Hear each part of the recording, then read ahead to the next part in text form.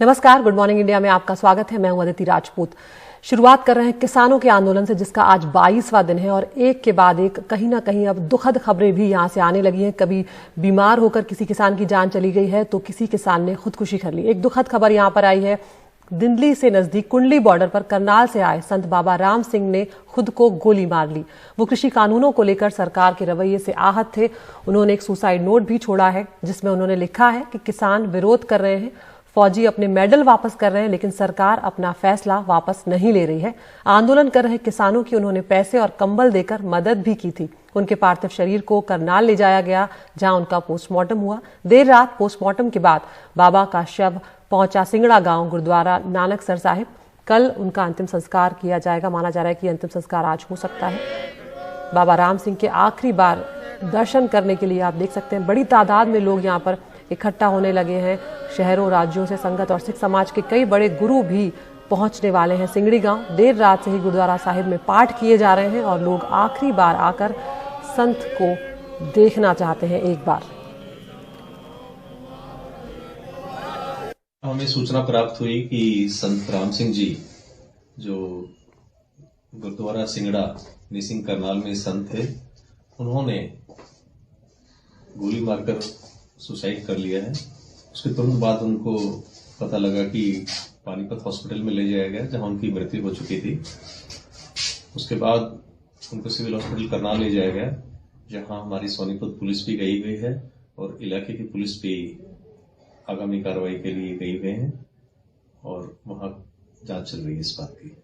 Patient हमारे पास आया था, बाबा राम सिंह नाम था उनका, ब्रॉड डेड पेशेंट था।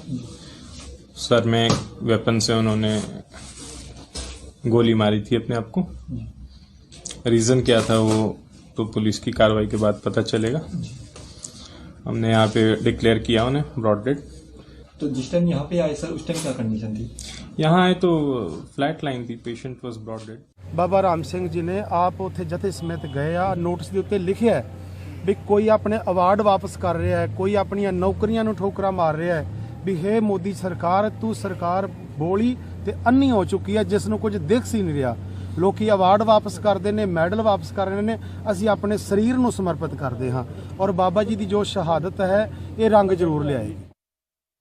और हमारे साथ जुड़ गए हमारे सहयोगी सौरभ शुक्ला इस पर ज्यादा जानकारी के साथ। सौरभ, ये दुखद खबर भी है और किसानों में कहीं ना कहीं ये जो बाबा राम थे, इनकी मौत को लेकर, इनकी जो खुदकुशी उसको लेकर कहीं ना कहीं नाराजगी भी होगी कि अगर सरकार जल्द शायद फैसला ले ले या जल्द हमारी मांगे मान ले तो ये स्थितियां जो है वो देखनी ना पड़े। 20 से ज्यादा किसानों की सौरभ यहाँ पर जान जा चुकी है।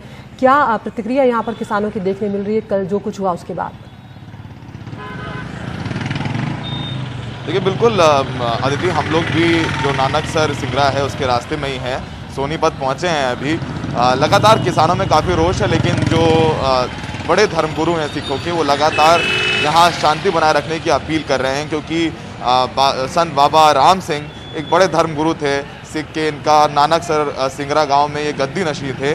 वहाँ पर ये कहा जाए एक तरीके से हेड पुजारी कह सकते हैं इन्हें, वो वहाँ थे और वो लगातार यहाँ पर सोनीपत में कोंडली बॉर्डर, सिंगू बॉर्डर पर आ रहे थे।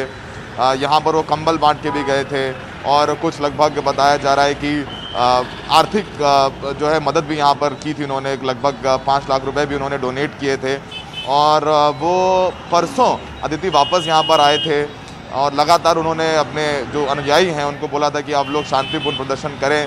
और फिर कल दोपहर में वो उन्होंने अपने अनुयायियों से बोला कि आप बाहर जाइए, और उन्होंने फिर टेंट में पिस्टल से अपने सर पर गोली मार ली। उन्हें पहले सोनीपत ले जाया गया और वहाँ से पानीपत के पार्क हॉस्पिटल ले जाया गया, जहाँ पर जैसे डॉक्टर बता रहे थे कि उनको मृत अवस्था में ही वो वहाँ पर लाए गए थे। उसके बाद उनके शव को पानीपत सिविल हॉस्पिटल ले जाया गया, जहाँ पर पोस्टमार्टम किया गया और अब कल देर रात उनका शव उनके गांव नानकसर सिंगड़ा। सौरभ, यहाँ पर आपको रोकना चाहूंगी। तमाम उनके अनुयायी और लोग उनके सौरभ, एक सवाल यहाँ पर आपसे जानना चाह रही हूँ कि आप जब से ये आंदोलन शुरू हुआ है तब से कवर कर रहे हैं इस आंदोलन को, क्या आपको अब ये लग रहा है कि ये सब जिस तरह की घटनाएं हो रही हैं, क्योंकि यहाँ पर उन्होंने खुदकुशी की है ये बोलते हुए कि सरकार मांगे नहीं मान रही है, शायद इस तरह के बलिदान से सरकार कुछ पिघलेगी, क्या इस तरह की जो घटनाएं हो रही है इससे आंदोलन जो है उसको और बल मिलेगा और कहीं ना कहीं ये सरकार के खिलाफ जाता हुआ नहीं दिख रहा है अब? और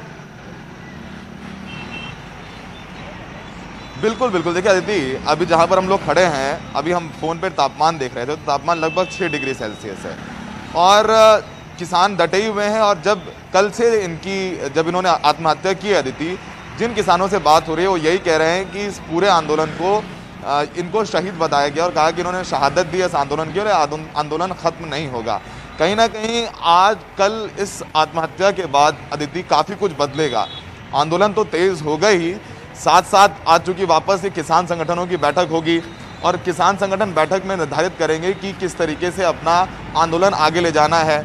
सारी नज़र सुप्रीम कोर्ट पर लगी हुई हैं, आज फिर सुनवाई है, समिति बनाने के लिए सुप्रीम कोर्ट कह रहा है और ऐसे में समिति अगर बनी, क्योंकि जब पहली बैठक हुई थी 1 दिसंबर को, तो सरकार ने यही समिति बनाने का एक प्रस्ताव दिया जिसको किसानों ने खारिज कर दिया था। तो अभी ये कहा जाए खींचतान लंबी चलने वाली है, लेकिन कल बाबा राम सिंह की आत्महत्या के बाद आंदोलन और तेज होगा और किसान नाराज हैं और उनका कहना है कि अब पहले तो एक बार कहीं एमएसपी लीगलाइज हो रही थी तो कहीं बीच का रास्ता निकलता, लेकिन अब तो बिल्कुल भी उसकी संभावना नहीं रही।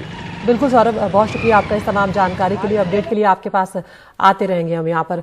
अगली खबर का रुख कर रहे हैं जो किसानों के आंदोलन से जुड़ी हुई है। सुप्रीम कोर्ट में आज आंदोलन के साथ कृषि कानूनों को चुनौती देने वाली याचिकाओं पर आज भी सुनवाई होने जा रही है। कल भी ये सुनवाई हुई है। सुप्रीम कोर्ट ने कृषि कानूनों को चुनौती देने वाली याचिकाओं को सूचीबद्ध कर लिया है।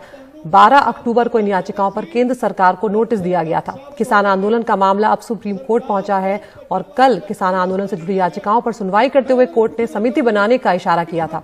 अदालत ने यह भी कहा कि समिति में सभी पक्षों के लोग होंगे और इसके साथ ही सुप्रीम कोर्ट ने केंद्र सरकार, पंजाब सरकार, हरियाणा सरकार को नोटिस जारी करके आज तक जवाब भी मांगा है।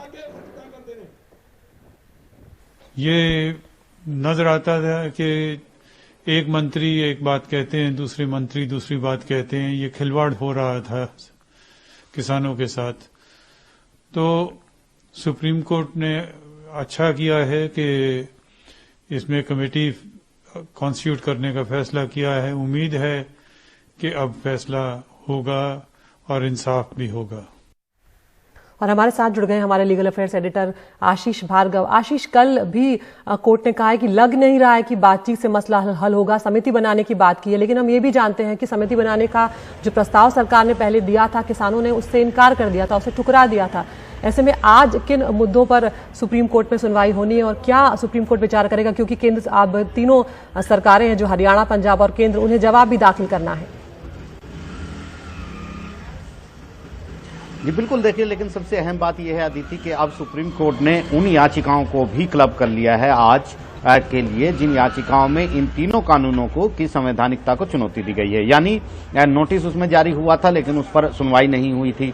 अब क्योंकि ये किसान आंदोलन के खिलाफ और किसान आंदोलन को लेकर जो है एफआईआर जो दर्ज हो गई पिटीशन, उनके साथ अब सुनवाई के लिए इनको भी जोड़ लिया है। तो कहीं ना कहीं ये इस लिहाज से काफी महत्वपूर्ण हो जाता है कि सुप्रीम कोर्ट ने उन मुद्दों को भी उठा लिया है जो चुनौती में पहले थे, जिसकी मांग किसान लगातार कर रहे हैं कि इनको रद्द किया जाना चाहिए इन कानूनों को। सुप्रीम कोर्ट ने कल इशारा किया था कि केंद्र सरकार की बातचीत से कुछ हल निकलता नजर नहीं आ रहा है, इसलिए सुप्रीम कोर्ट एक कमेटी बनाएगा जिसमें तमाम संगठन होंगे किसानों के, देश भर के, बाकी नुमाइंदे होंगे सरकारी भी।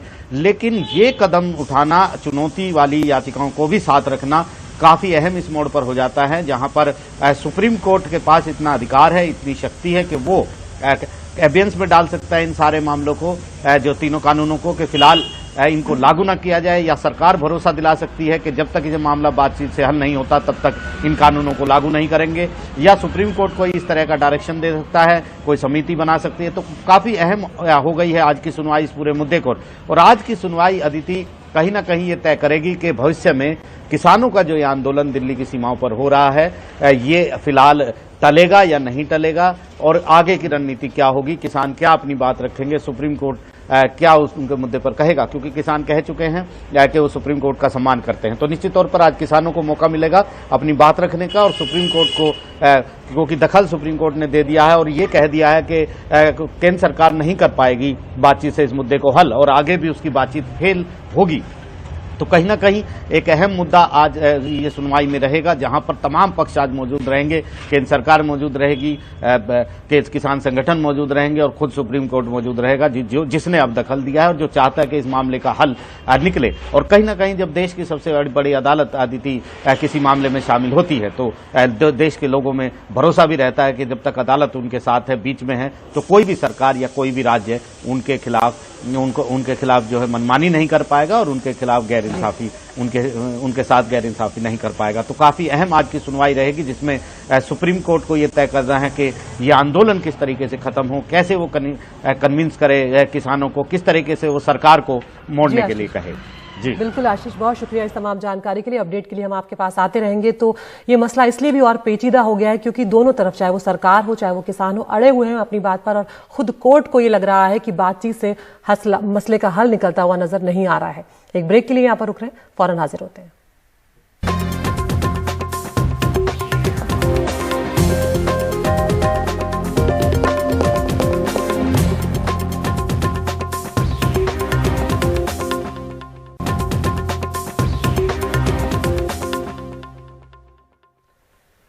दिल्ली की टीकरी बॉर्डर पर उन किसान परिवार की महिलाएं इकट्ठा हुई जिनके पोते, भाई या बच्चों ने कर्ज के चलते आत्महत्या कर ली है। इनका कहना है कि पंजाब में किसानों की आत्महत्या बढ़ रही है। ऐसे में अगर इस बिल को लागू किया गया तो महंगाई और गरीबी बढ़ेगी, जिससे किसानों की खुदकुशी में और तेजी आ सकती है।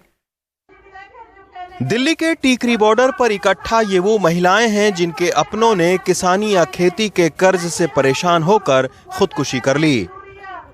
इन्हीं में से एक मानसा की छिंदर कौर हैं। आधा किला जमीन पर खेती और मजदूरी करके इनके पति मगर सिंह अपना परिवार पालते थे। लॉकडाउन में मजदूरी छूट गई, 7 लाख का कर्जा था, परेशान होकर खुदकुशी कर ली। इन्होंने खुदकुशी की कर्जे वास्ते ही। साडे कोले जमीन अद्धा किला ही ते इस वास्ते मानसइयां दे लगे हुए सी। 300 रुपया दिहाड़ी रोज कमाउंदे सीगे ते लॉकडाउन च कुछ नहीं कर सके ते भी साडे हालात माड़े हो गई। इन्होंने खुदकुशी कर ली जी, पर 7 लाख कर्जा अजे भी साडे सिर ही। 2 मेरे बेटे ने भी कुछ नहीं, अजे कुछ भी नहीं कर सकते हो। अपनी आप बीती सुनाने पंजाब के लहरागागा से सरजीत कौर भी आई हैं। 10 साल पहले खेती के कर्जे से परेशान होकर इनके जवान बेटे गुरमेल सिंह ने आत्महत्या कर ली। उसकी मौत के बाद 1 किला जमीन भी बिक गई। अब सरजीत कौर और उनकी बहू दूसरों के यहाँ मजदूरी करते हैं। इन्हें कर्जा चढ़ गए ज्यादा, फसल हो ही नहीं, भुखे मरन वाला हीला दी। दिहाड़ियां करके खांदे थे, ਅਸੀਂ भी दिहाड़ियां करते हैं। सस नूं भी मेरी लोगों दे करदी है, मैं भी लोगों का ताना ताकी करके ता टाइम टपा रहे हैं। पका लाने खा लाने दिहाड़ी करके। बेटा है किला ठेके ते ले लैंदा है, भैन भाई दबा दिंदे ने, गुजारा हो जाता है।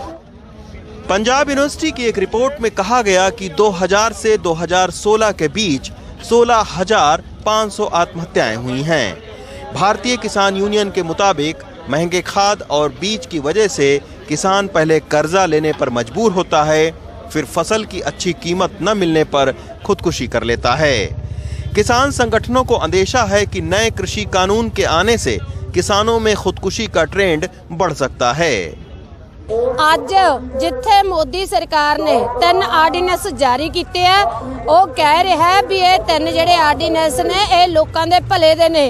ਅਸੀਂ ਮੋਦੀ ਸਰਕਾਰ ਨੂੰ ਦੱਸਣਾ ਚਾਹੁੰਦੇ ਆ, ਸਰਕਾਰ ਕਿਸਾਨਾਂ ਤਾਂ ਪਹਿਲੇ ਹੀ ਕਰਜ਼ਈ ਨੇ, ਪਹਿਲੇ ਹੀ ਖੁਦਕਸ਼ੀਆਂ ਦੇ ਰਾਹ ਪਏ ਵੇ ਨੇ।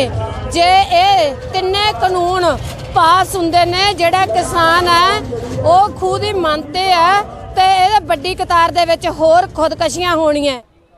एनसीआरबी का डाटा कहता है कि बीते साल 42,480 खेतिहरों और दिहाड़ी मजदूरों ने आत्महत्या की है, जो देश में होने वाली कुल आत्महत्याओं का 30% से ज्यादा है और 2018 की तुलना में 6% ज्यादा है। शायद इसी वजह से किसानों से जुड़े संगठनों को लगता है कि जब निजी हाथों में किसानों की फसल की खरीद होगी तो कीमतें मिलना और मुश्किल होगा। खेती करना लगातार महंगा हो रहा है और छोटे मझोले किसान बढ़ रहे हैं। ऐसे में एक फसल की बर्बादी या सस्ती खरीद किसानों को बड़े कर्जे की तरफ धकेल देती है। टीकरी बॉर्डर से राहुल के साथ रवीश रंजन शुक्ला, एनडीटीवी इंडिया।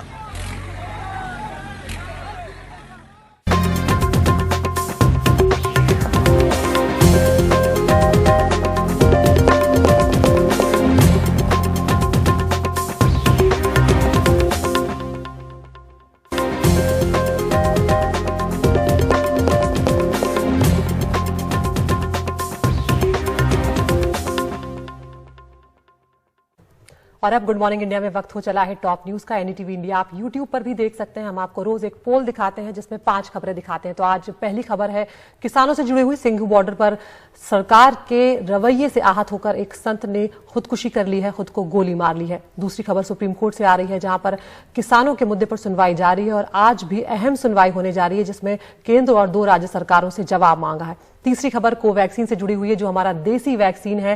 पहले दौर का जो ट्रायल हुआ है उसमें कोई साइड इफेक्ट नहीं मिला है, जो बेहद राहत की खबर है। चौथी खबर पश्चिम बंगाल से है। टीएमसी के एमएलए शुभेंदु अधिकारी ने पार्टी से इस्तीफा दे दिया है, वो बीजेपी ज्वाइन करने वाले हैं। और पांचवी खबर है जेईई मेन से जुड़ी हुई, अगले साल से 4 बार होंगे जेईई मेंस के इम्तिहान। तो वो कौन सी खबर है इनमें से जो आप विस्तार से देखना चाहते हैं, इस पोल में शामिल हो और हमें बताएं। हम उस खबर को आपको एनडीटीवी इंडिया पर विस्तार से दिखाएंगे। नमस्कार।